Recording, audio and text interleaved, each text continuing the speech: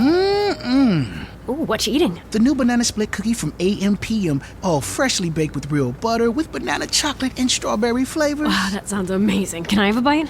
Sorry, but no. But You can't split the banana split. not even a little? Not even a crumb. What if... No.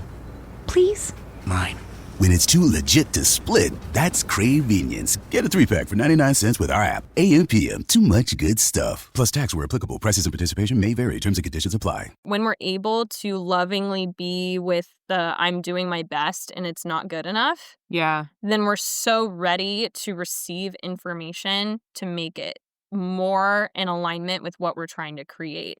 There's no like, I'm doing my best and that's okay. Oh, here's information that actually makes me realize it's not okay and I need to change. And there's guilt and shame that I have to process before I can heal from that guilt and shame and then look at that feedback and apply it. Like that's a whole mess that just gets removed. It's like, I'm doing my best. It's not good enough. And I'm present with that.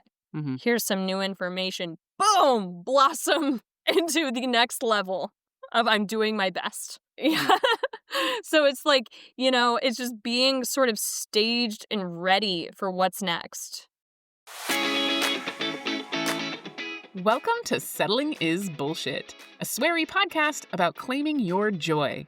If you are craving healthier boundaries, a greater sense of purpose, or an increased capacity to feel at ease in your own skin, then you are in the right place, my friend. I'm your host, Kate Blauk, joy activist and life coach to smart and sensitive humans.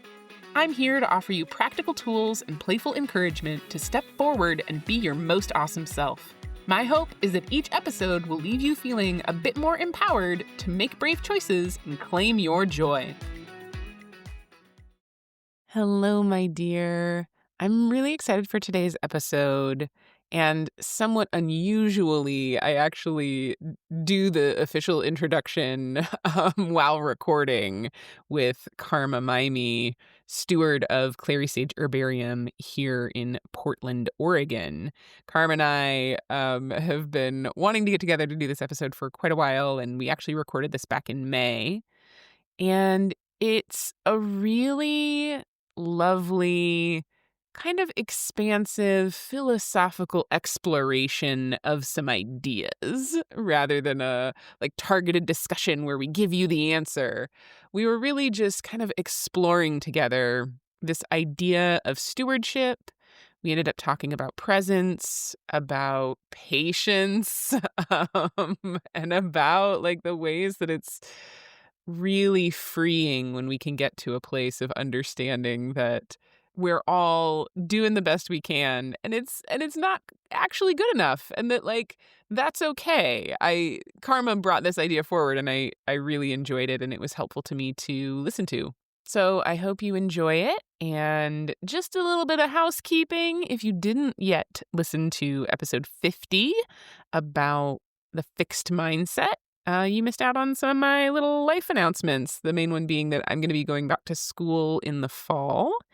And I'm really excited about it. And also, this episode today has me thinking about how can I continue to be the steward of this podcast well? How can I intentionally steward this podcast?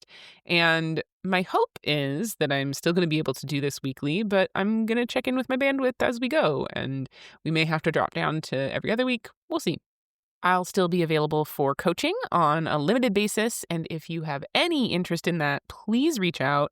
You can visit settlingisbullshit.com and book either a 30-minute free chemistry call or a $75 sample session to really get a sense of what coaching with me would be like. Would love to connect with you. As always, please subscribe, share, follow, do all the things that are easy and free and supportive to help me keep this going. And if you enjoy listening to this and want to actually pitch in to help me keep this going, I have set up a Patreon. The lowest monthly membership is $5 a month, and it would be incredibly helpful and supportive to me. Shout out to David for being the first one to subscribe. Thank you so much, buddy. I appreciate you. And you'll also get a monthly update on what's going on behind the scenes for both me in my personal life and the podcast. And with that, I will turn it over to myself and Karma.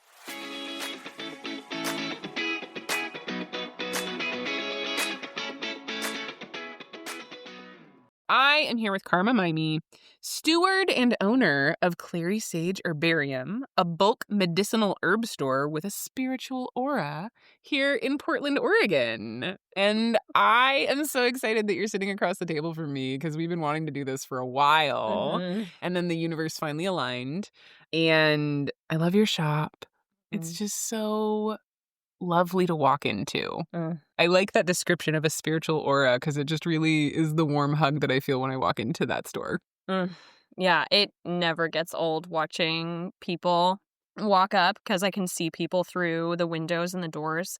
I see a certain expression on their face as they walk up to the door, and as they come in, often, I see just a total transformation in their face, in their posture. I love that. I love it. I really notice, like, when I walk into a space or when I walk into a shop of like, oh, this feels nice. And you call yourself the steward of Clary Sage Herbarium. And I am so curious to hear you talk a little bit more about, like, what that means and why that word. What's there for you?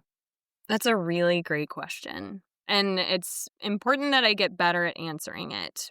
And it's great that you're asking me about it because it's a thing that I've just come into, and it's just how I'm in my life and living my life. So it's difficult for me to say this is what it is because I'm in the living question of it. Yeah.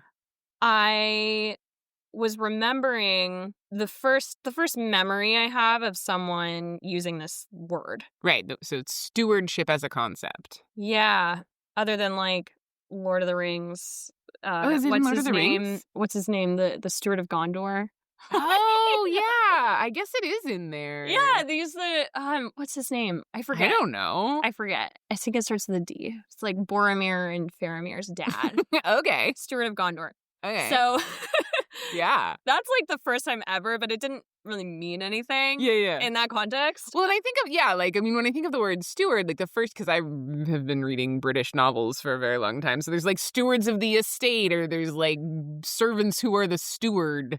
But I'm excited to talk about this concept of like stewardship outside of Lord of the Rings and British mystery novels. Like in a lived experience kind of way. Yeah. So I have this really great friend.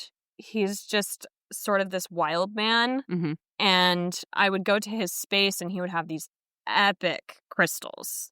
Yeah. Epic crystals. And I would comment on them and how gorgeous they were. And he would say something about he feels really honored to be a steward of these crystals. And I've sat with that so much. Yeah. Because it makes so much sense that in one moment, in really simple words, it gives us the opportunity to realize these are ancient things. Right. They're ancient and they've been longer than us and they will be longer than us. Yeah. Yeah. I've thought about that. So I am currently in the third home that I have been the steward of, aka homeowner. But like really thinking about, am I leaving these things better than I find them? Am I like making a contribution to this space that is going to be here after I leave it, that like somebody else built before I got here? And what I love about what you were just saying is like it's everything around us. Like I don't daily think about like, oh, crystals have been here for thousands of years. Like this thing that I am holding in my hand is like hella older than I am. What lights you up about thinking about that? Well, that experience was the beginning. Yeah. And I feel like that is something, it is the beginning. When you have something that's so tangible and you can know a little bit about science and know a little bit about the formation of crystals and stone and rock. You can look at a mountain And Right. you can wrap your head around this fact that this existed before and it will continue to exist after. That specific thought really helps open up my sense of time and sense of self Yeah. in a really epic way because I'm a curious person. And if someone is willing to open up to that level of expanse, they can really enter into this space of geologic time and come out of the self a little bit. There's different ways to relate to this idea that are less like, oh, obviously I can see with my eyes that this is a rock. And I kind of have a sense of I fell on a rock one time and it hurt. Right. I broke, the rock did not. Yeah. And so Yeah. I can understand that, I can wrap my head around it. So then when things are less tangible, Right. and maybe they get more complex, then how can we come into that felt sense of stewardship?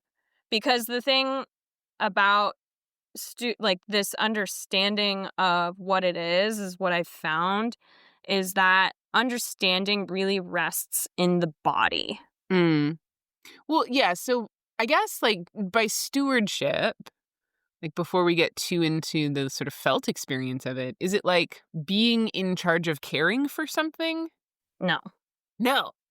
Oh, what is it? Because that's what I think. Like, I think I am, like, if I think of stewardship, I guess another way that I've thought about it is like being a channel for resources, like being the vehicle through which things flow and taking responsibility for how I show up in or with or participate in that flow. Yeah. You're nodding your head, so like that's more the vibe you're going for. Yeah. So what you described, so like let's just say stewardship is a sphere. Okay. What you just described is like one piece, one segment of the sphere. Okay. What you described as the channeling of the flow, before, or the what led us into this particular line. Yeah, so that was like one piece of it, and then now you're getting more into the meat of what stewardship is. So outer layer would be like I own something. So me being a homeowner, like I own something and I'm responsible for taking care of it. That's sort of the like. That is like one way of looking at it. We are in a culture and society and a worldview that looks at things from the lens of ownership. Yeah. And that could be a gateway for us being in that realm as going deeper and closer to this idea of stewardship. But we're sitting at the bank of the river. We're on the bank of a river and the river is flowing. And this is just the flow of life and stuff and things and ideas and whatever. And they come in and out of our life and in and out of wherever we are at that spot on the river. And we tend that space. Ownership is a practical tool.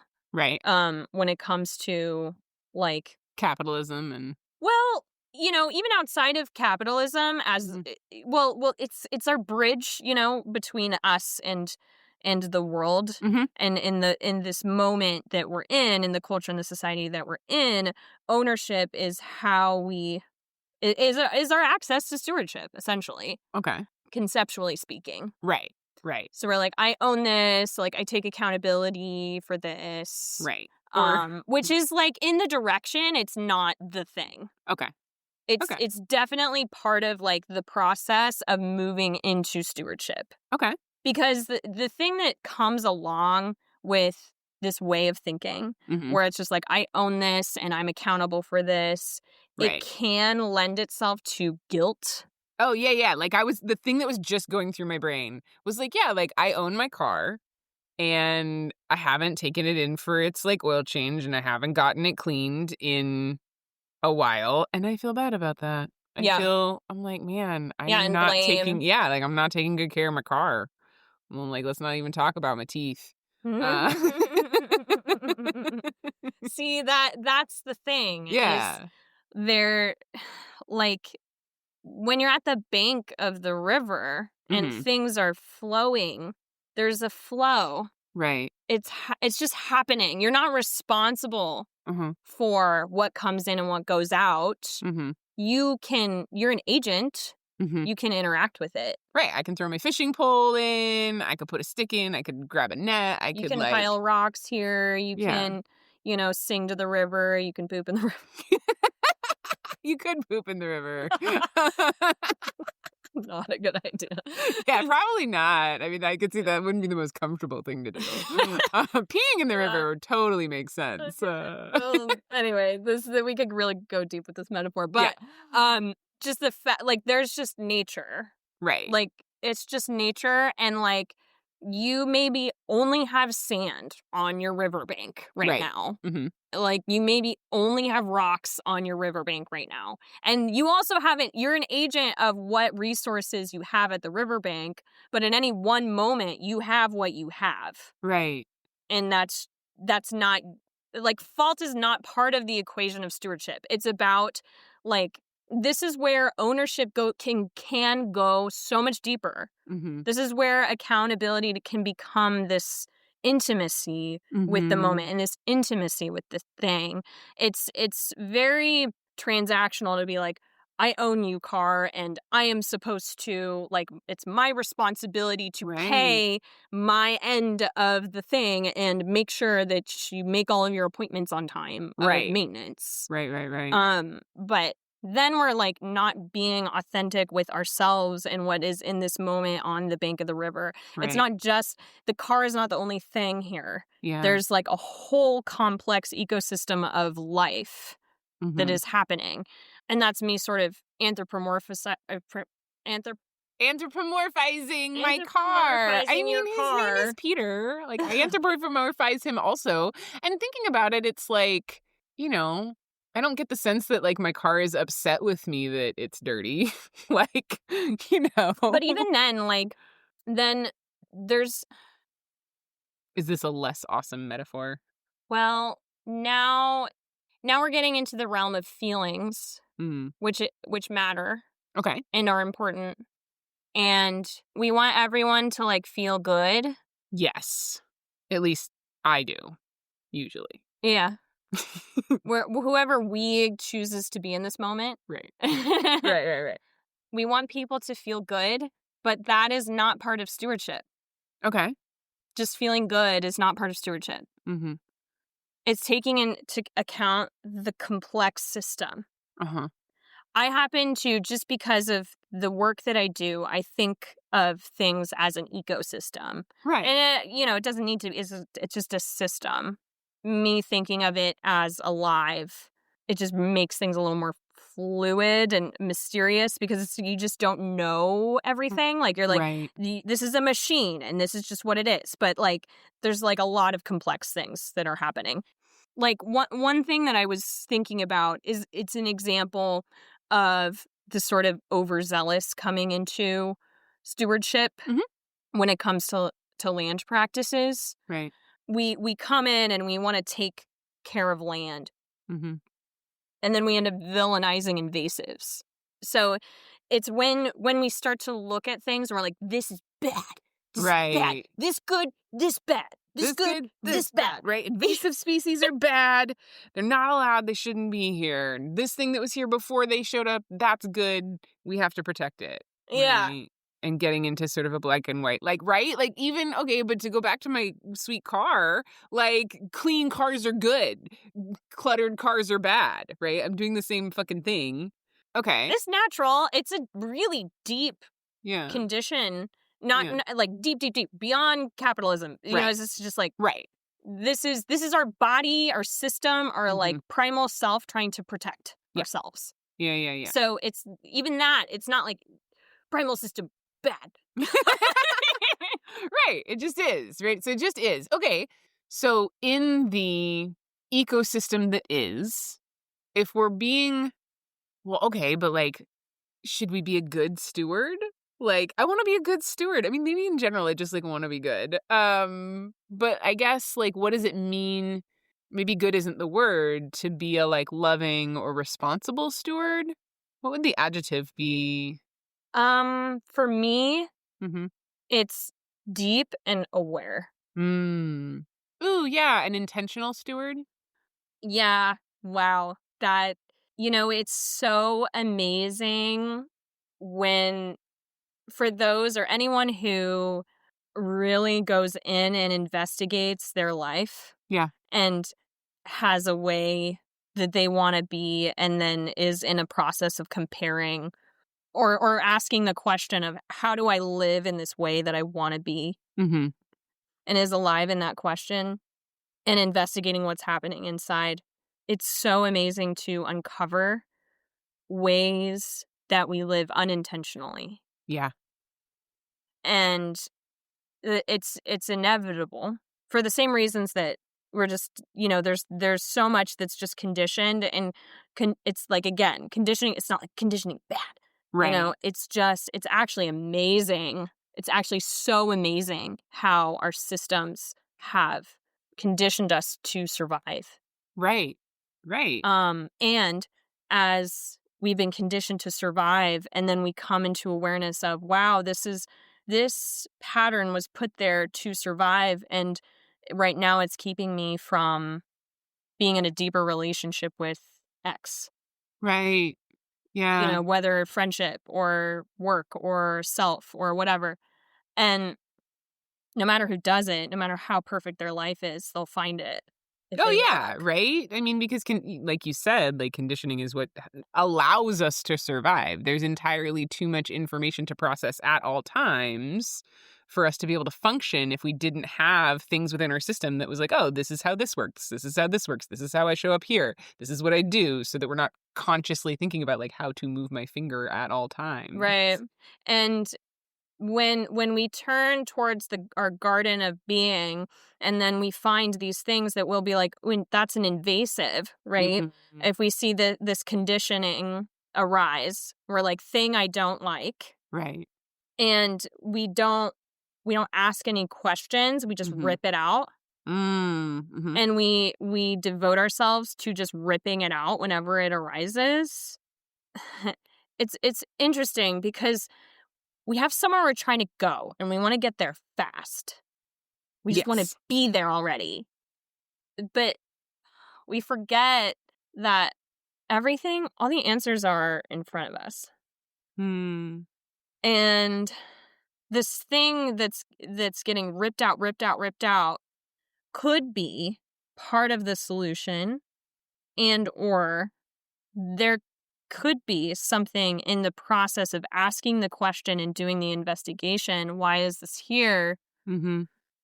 that will get us where we're going. Yeah. Like right now, like, Yeah. like not like, oh, I'm trying to get somewhere, but like actually, oh, wow, no, here I am. Here it is. Here is the answer. And this is... I feel like this is all very vague. Yeah, I was about to say, like, what would be an example in your life or experience of kind of what you're talking about? Yeah.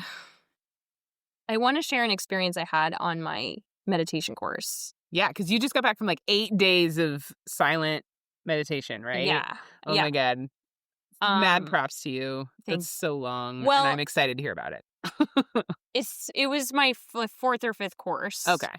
It's taken a long time to cultivate, but I don't know how relatable it's going to be, but I'll just trust and I'll share it. Yeah. So there's two parts of this sit. It's a Vipassana meditation course. The first few days are just concentration meditation, where you're just aware of the breath going in and out of your nose, and you bring that focus like so narrow. Oh, it's totally maddening. Yeah. It's totally maddening. But I had the kind of an amazing experience of actually being able to keep a continuous attention, which was totally mind-blowing. Like even a minute of full just focused attention before is just like, I was just like, oh, this is just not possible. But anyway, I'm going to keep trying. Yeah. Well, I mean, and that's like what meditation is, right? Is that we try and we try and we try and then we get it and then we go back and then we try and, Yeah. Yeah. There's so much here that we could go off into. But so I did that. There was that for 3 days. Mm-hmm. And then there was the Vipassana practice, which is where the attention goes throughout the system, scans the system. And the goal of Vipassana is to grow in awareness and in equanimity. Mm-hmm. Equanimity meaning not reacting, not getting lost in pleasure or getting lost in pain, just being present and seeing things purely as they are. So in that moment where we started Vipassana, I realized my programming from before of what I thought equanimity was not equanimity. Okay. It was actually a suppression of the authentic experience that I was having. I was just saying, no, bad. Right. Equanimity is just tuning it all out. Or something like that? I was like, wow, I realized that everything I'd been practicing before was just this total suppression of my authentic experience. Mm-hmm. And so having that awareness in that moment, I could have just been present with that awareness. Right. I could have just been in that curiosity of like, oh, wow, I thought it was this way.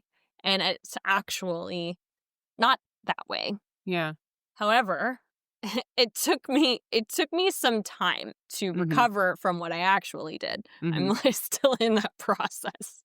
What I actually did was, and this is like old patterning for me, equanimity is a lie. These people are not balanced. Everyone is suppressing all of their feelings and just denying their authentic experience. Get out of here. And so I was just like, I went through my, I was still doing, like, there was an awareness. There was definitely an awareness, and that carried me through the whole sit. But I had so much intense experience that I then had to sit through because I was just like, I was mad. Yeah. I was mad. I was mad actually at myself, but I was totally projecting it onto everyone I ever claimed to be equanimous, It was just like, this is a huge lie. Yeah. Oh man, not around this specific topic, but like deeply relatable. Right. So like, okay, can you bring us back to stewardship then? Yeah. Around this. Yeah, totally. So, for me and my own experience of stewardship, it pairs so gorgeously with this practice, which is now just part of my life. It's natural for us to react. Yeah. It's natural for us to say, good, bad. That's normal and that's natural and it's part of what is there. Right. And we must be with what is there. And that is the deep expression of what we call ownership, that takes ownership to a profound level, not just this societal, I have this thing, I own this thing, but I'm part of this thing.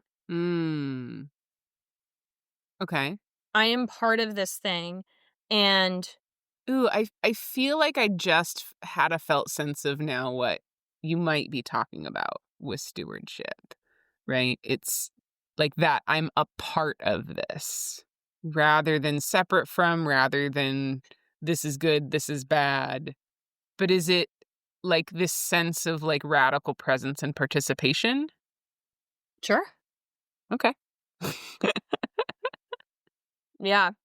I have been so guided by being alive in the question, Yeah. whatever it is, and getting really well rooted in the question, whatever it is, because it helps support us in coming into a moment to moment experience of time, which is what time is, and out of a planning for the future, regretting the past.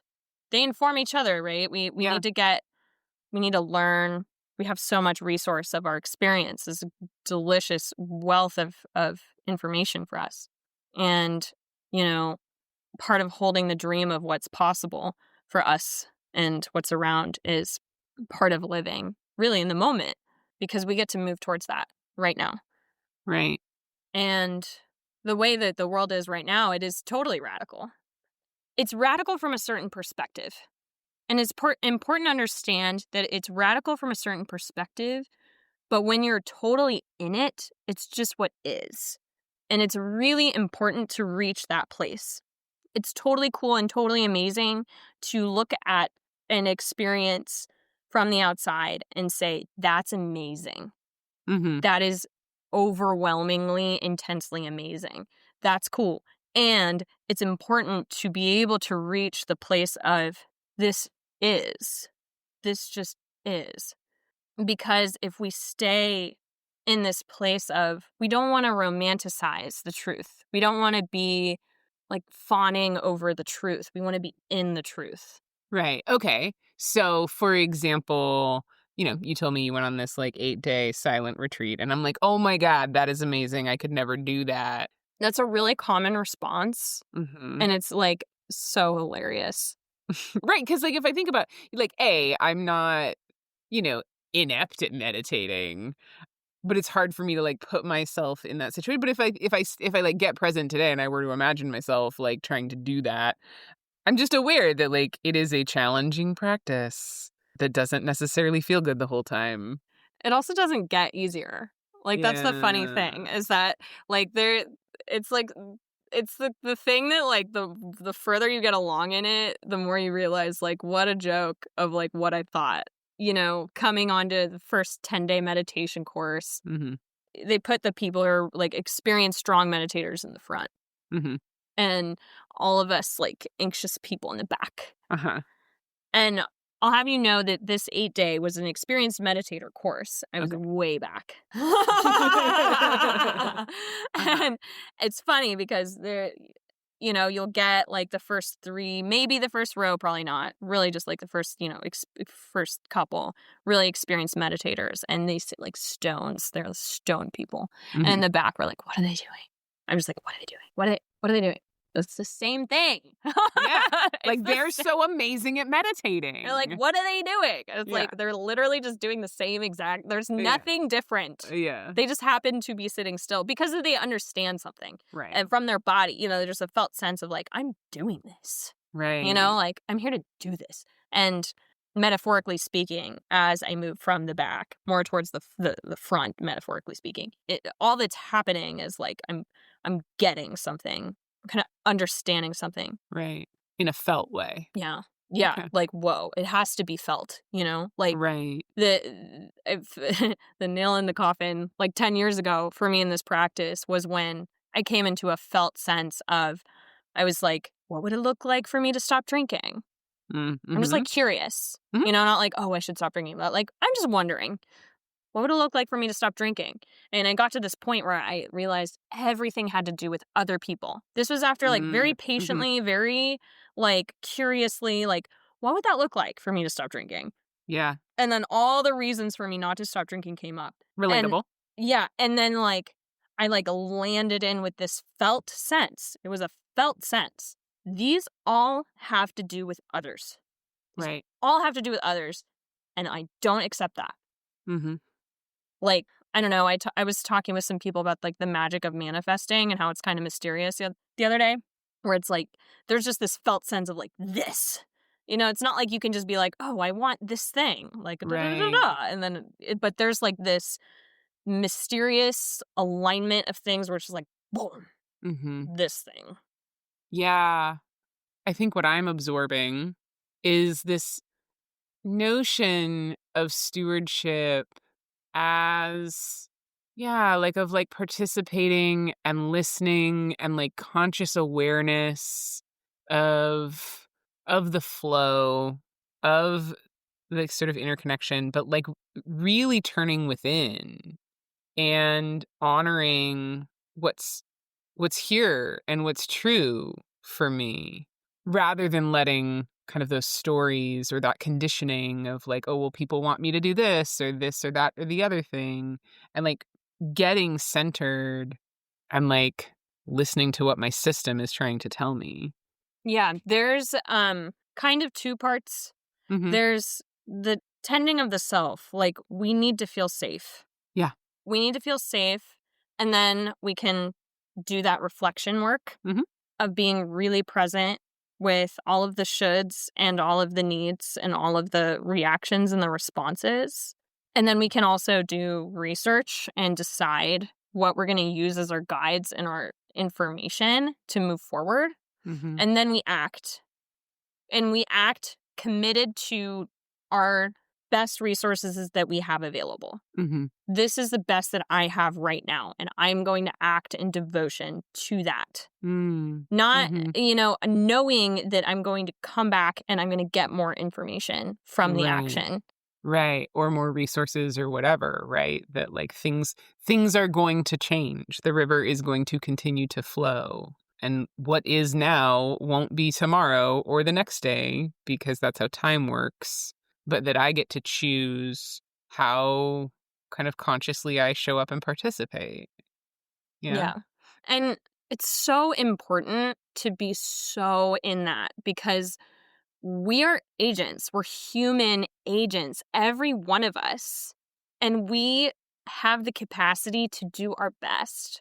Yeah. We have that. That's an option for every single person. They can do their best for that moment. Yeah. And it's so important to hold that in a really devoted way, because we want to be that or this or there already. Mm-hmm. And just the act of wanting that, like, you can really look inside and see how much pain that causes. Yeah, right? Because for me, I know, like, I look ahead of like, oh, well, I want to be here. I want, like, whatever, like this many Instagram followers or whatever, this many people to listen to the podcast, because I think it's genuinely helpful. And like, I have this vision of like it being this sort of like helpful resource, and I want to like already be over there. And then I feel sad and I compare myself to other people, and it sucks, as opposed to just sitting and being like, wow, like I get to do this awesome thing and to do my best and to show up and to like really honor that like whoever is listening right now is going to hear something that they need to hear. And like, I'm doing my best today. And one of my very favorite little prayers that I picked up in 12-step recovery is, grant me the willingness to do my best today and the serenity to believe it's good enough. Right? Because I know for me, kind of the perfectionism can come in, like that conditioning can come in and like ruin my fucking day.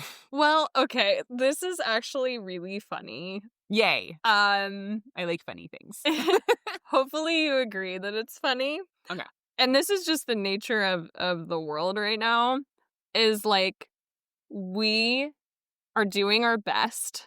It's the best we can do. Mm-hmm. And it's not good enough. Yeah, no, collectively it is not good enough. But even us in our own work, we're continuously we're abandoning ourselves all the time. Yeah. It's not good enough. Mm-hmm. And that's part of what's here.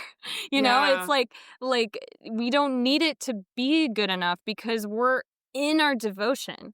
Mm-hmm. We're so in our devotion, it's not good enough, and it's part of what's here. Mm.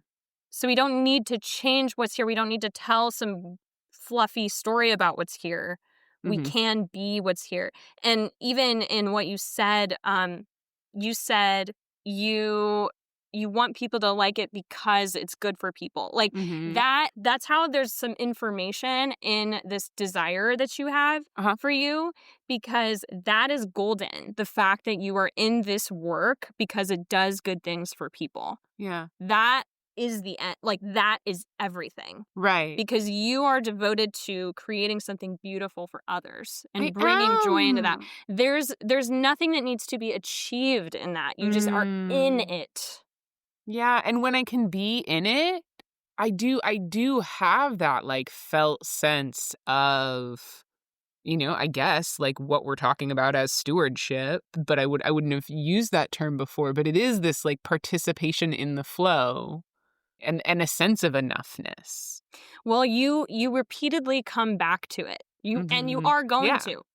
There's not a question for you of if you're going to come back to it or not, whether you're feeling in the flow or not. You are going to take one step and then you're going to take the next step. You don't need to ask yourself if that's going to happen. Right. So you don't need to have that feeling, that felt sense of flow or that felt sense of alignment. You are on this path and you are doing that work. Right. Whether you feel not good about how many people are looking at it yesterday or whatever, it doesn't, it's not, none of that is relevant to what you're doing because you are doing it. Oh, there's a lot of freedom in that. Thank you for that. Yeah.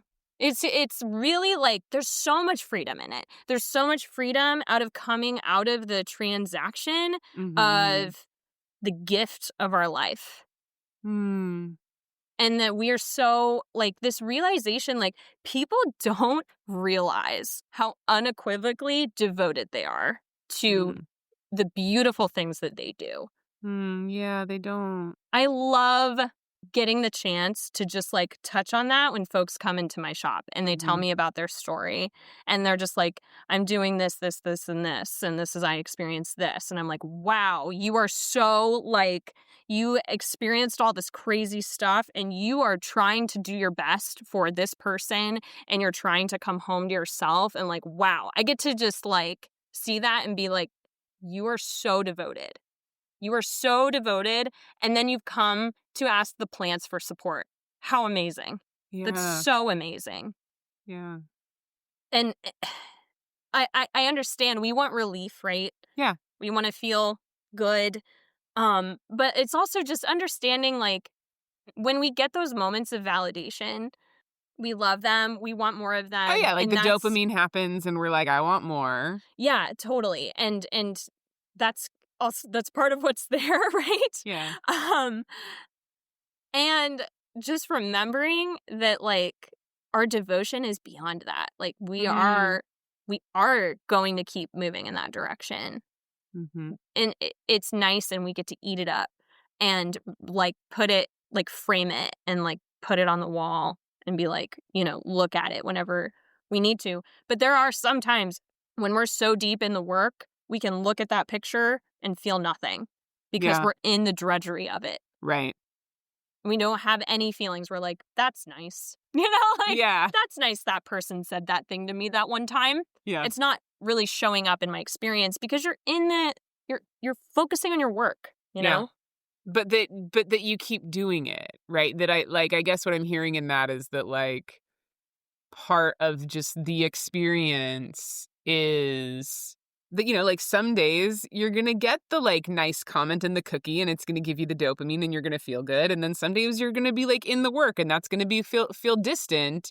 But in either case, like, we're still putting one foot in front of the other and showing up. And I think part of what I'm taking away is this idea that, like, it doesn't serve anyone for me to be labeling the dopamine hit as either good or bad, right? Because it can go either way. I can be like, yay, people are praising me, or, like, it's bad that I need that, right? Like, you know, or, like, yay, I really am fixated on audio editing right now and it's fun for me. Or, like, oh my God, why is this taking so long? I hate this, right? Like, but that there's this sense of kind of zooming out and connecting with my, like, inner sense of integrity and value and devotion. I really like that word, devotion, to the work. That, like, those aspects of it are just gonna, like, come in. They're gonna, like, flow.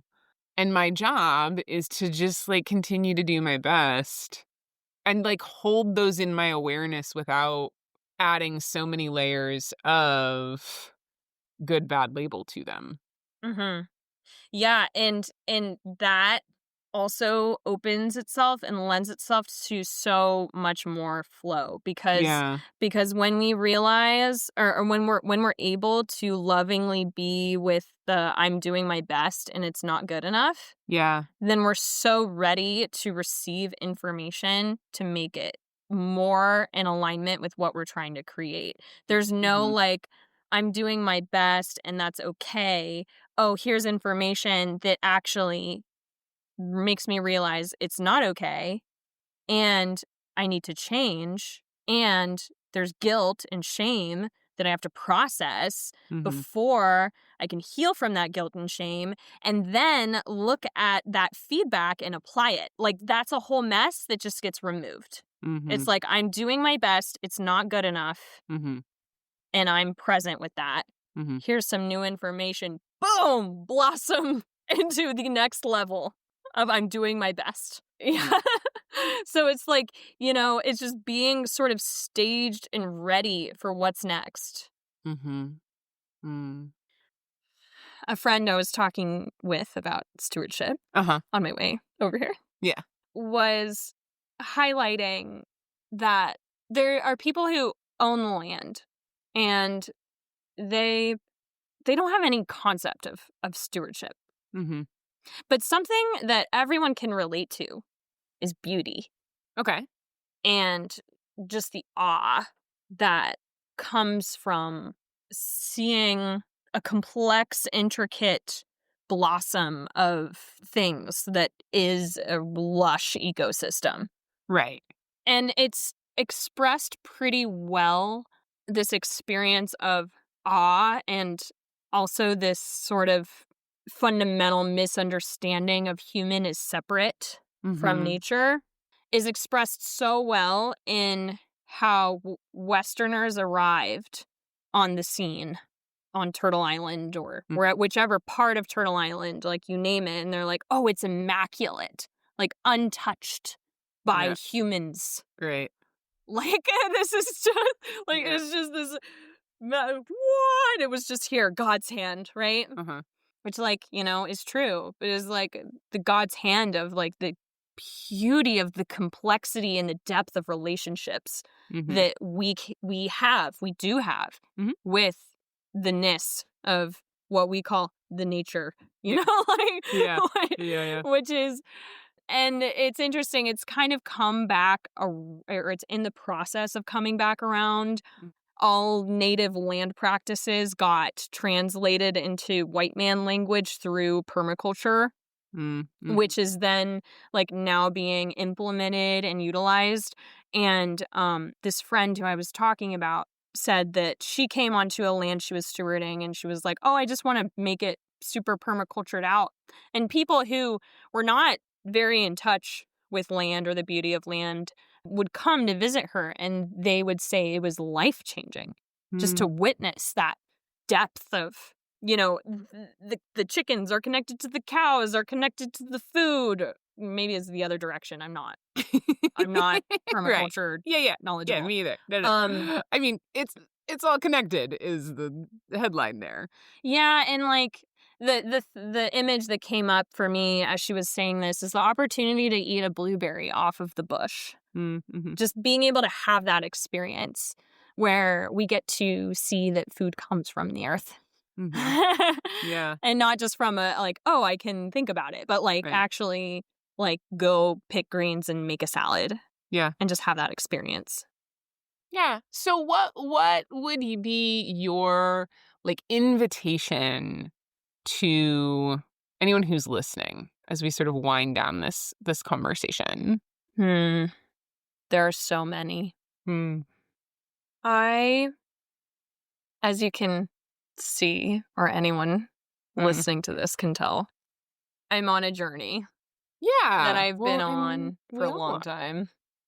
And the part of my work has been getting rooted into the tangible material realm. Yeah.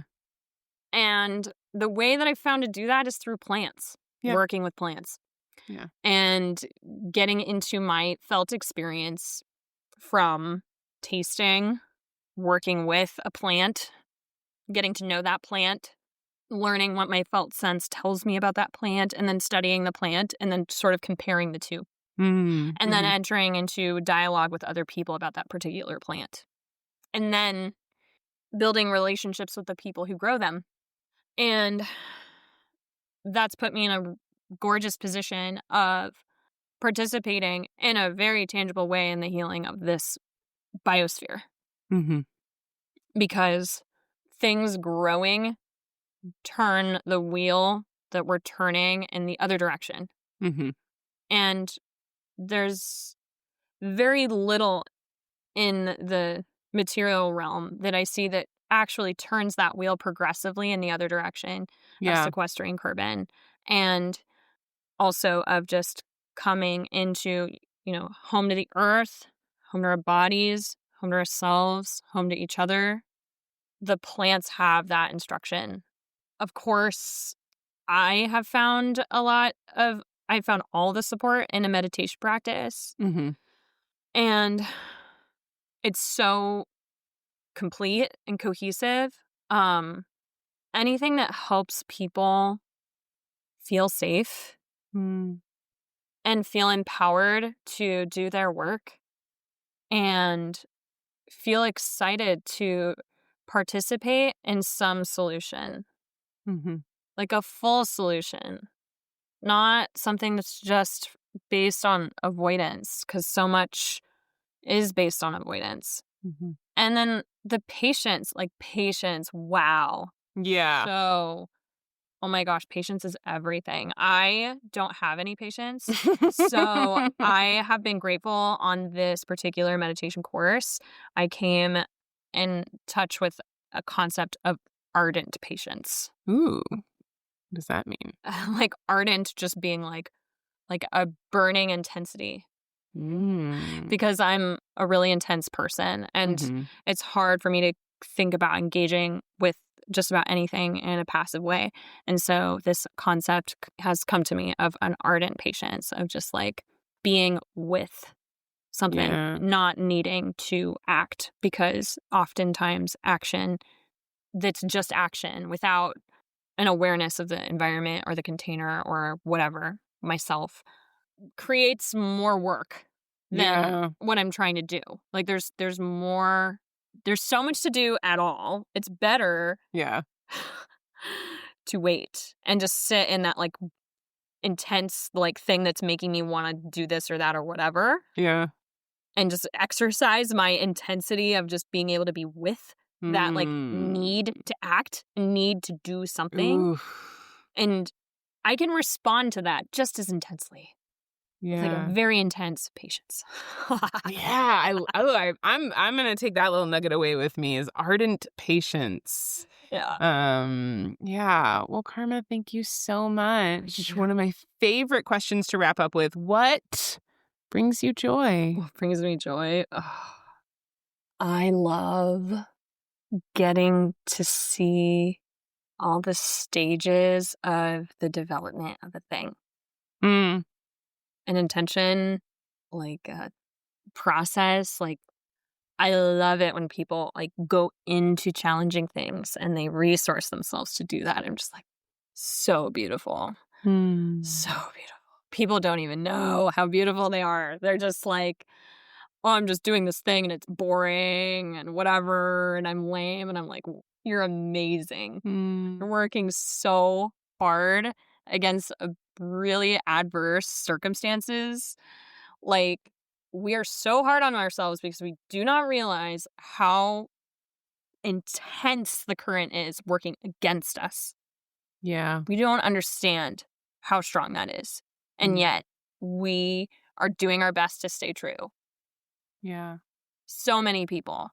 Like, this is an amazing city to be in.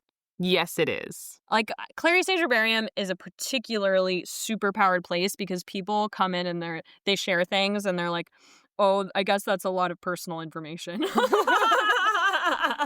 And I'm like, this is totally normal because we're in the work of like the spiritual evolution of the soul and the healing of the body as they work together. And so it's like, you're in good company. And so that we get to have a window into that. It's like a glass bottom kayak. We're just like, you get to like see what's happening for people. Yeah. That's certainly one of my favorite things about coaching, right? Is I get to like be there on the journey of like helping people see that they're amazing, even when they're in the drudgery of making really big, cool changes in their lives. Oh, and it's so ordinary. It's so normal. And just the fact that these amazing things, this amazing intention and effort is so normal is just blows my mind every day. Yeah. I'm just like, yes. Yes. Oh, there we go. We will end today's episode on a collective yes. You're amazing. You're doing amazing things. Karma and I say so. Yeah. So it is. And so it is.